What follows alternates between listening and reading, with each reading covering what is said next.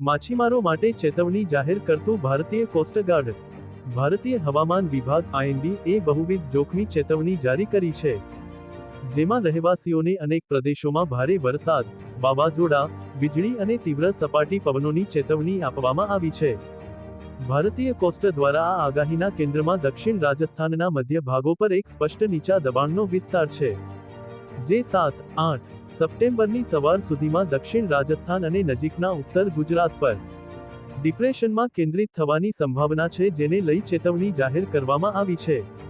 આગામી 24 કલાક દરમિયાન તે પશ્ચિમ ઉત્તર-પશ્ચિમ તરફ આગળ વધવાનું છે અને દક્ષિણ રાજસ્થાન અને નજીકના ઉત્તર ગુજરાત પર ડિપ્રેશનમાં કેન્દ્રિત થવાની સંભાવના છે. સમાન હવામાન ચેતવણીને ધ્યાનમાં રાખીને દરિયામાં ફરતા તમામ વેપારી જહાજો, માછીમારી જહાજો અને અન્ય જહાજોને ફરમાન જારી કરવામાં આવી છે. બધા વેપારી જહાજોને સાવચેતી રાખવા અને વિકસિત હવામાન પરિસ્થિતિઓ પર નજર રાખવાની સલાહ આપવામાં આવી છે. Bureau report, Surat.